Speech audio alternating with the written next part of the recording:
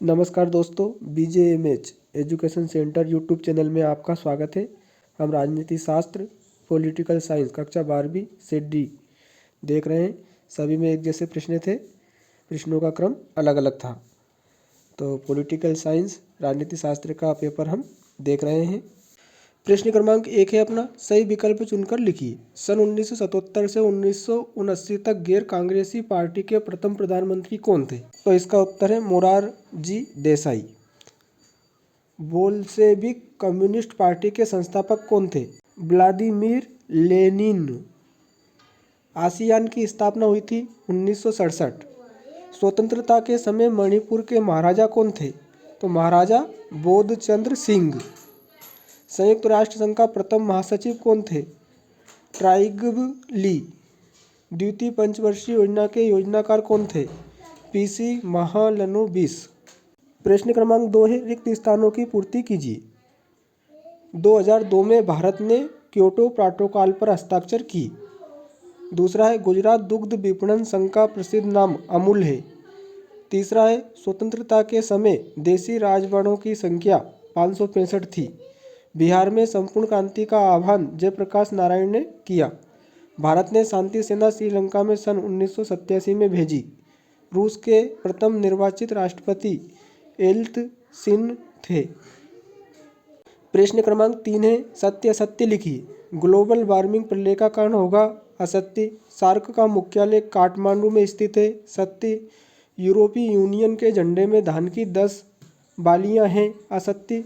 अंतर्राष्ट्रीय आणविक ऊर्जा एजेंसी की स्थापना 1957 में हुई थी। सत्य।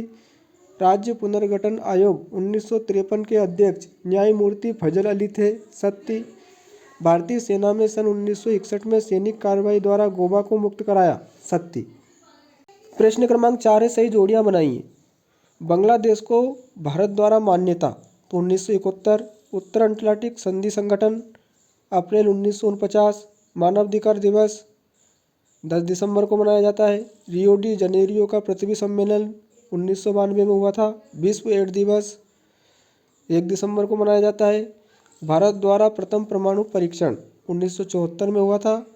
भारत में वैश्वीकरण 1991। प्रश्न क्रमांक 5 है, एक वाक्य में उत्तर दीजिए। वैश्वीकरण का क्या अर्थ है? तो वैश्वीकरण का शाब्दिक अर्थ होता है स्थानीय या क्षेत्रीय वस्तुओं या घटनाओं के विश्व स्तर पर रूपांतरण की प्रक्रिया। यूनेस्को का पूरा नाम लिखिए। तो यूनेस्को का पूरा नाम संयुक्त राष्ट्र शैक्षिक वैज्ञानिक तथा सांस्कृतिक संगठन है। इराक ने कुवैत डी वाला है। इराक ने कुवैत के किस संसाधन पर कब्जा किया है? तो तेल पर। भारतीय संविधान के अनुच्छेद 17 में क्या वर्जित है? अस्पृश्यता। प्रश्न क्रमांक 6 था, भारत द्वारा वैश्वीकरण अपनाने के 2 कारण लिखिए अथवा वैश्वीकरण के प्रतिरोध के 2 कारण लिखिए। प्रश्न क्रमांक 7 था, बॉम्बे प्लान क्या था अथवा द्वितीय पंचवर्षीय योजना की कोई 2 विशेषताएं लिखिए। प्रश्न क्रमांक 8 था, कांग्रेस सिंडिकेट क्या था अथवा दल बदल क्या है। प्रश्न क्रमांक 9 था, 42वां संविधान संशोधन क्या था अथवा आपातकाल के 2 सबक लिखिए। प्रश्न क्रमांक 10 था, आपातकाल लगाते समय केंद्र सरकार ने कौन से तर्क दिए थे? कोई 2 लिखिए। अथवा प्रेस की आज़ादी पर रोक क्या है? प्रश्न क्रमांक 11, भारत के किस क्षेत्र को 7 बहनें कहा जाता है? तो उत्तर पूर्वी राज्यों को 7 बहनें कहा जाता है। इसके अंतर्गत असम, सिक्किम, मिजोरम, मेघालय, नागालैंड, त्रिपुरा और मणिपुर आते हैं। अथवा आंसू क्या है? प्रश्न क्रमांक 12 था, मंडल आयोग क्या था अथवा गठबंधन की राजनीति किसे कहते हैं? प्रश्न क्रमांक 13, पेरेस्त्रोइका और ग्लासनोस्त क्या है अथवा सोवियत संघ के विघटन के 2 कारण लिखिए। प्रश्न क्रमांक 14 था, भारत में सुरक्षा नीति के घटक लिखिए अथवा सुरक्षा क्या है।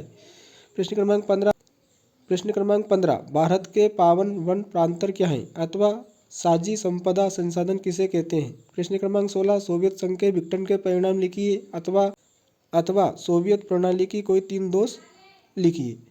प्रश्न क्रमांक 17, आसियान संगठन के प्रमुख उद्देश्य लिखिए अथवा भारत पर 1962 के चीन द्वारा किए गए आक्रमण के मुख्य परिणामों का मूल्यांकन कीजिए।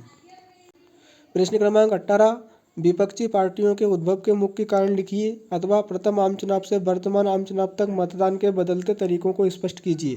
प्रश्न क्रमांक 19, भारत विभाजन के 3 कारण लिखिए, अथवा हैदराबाद रियासत का भारतीय संघ में विलय कैसे हुआ।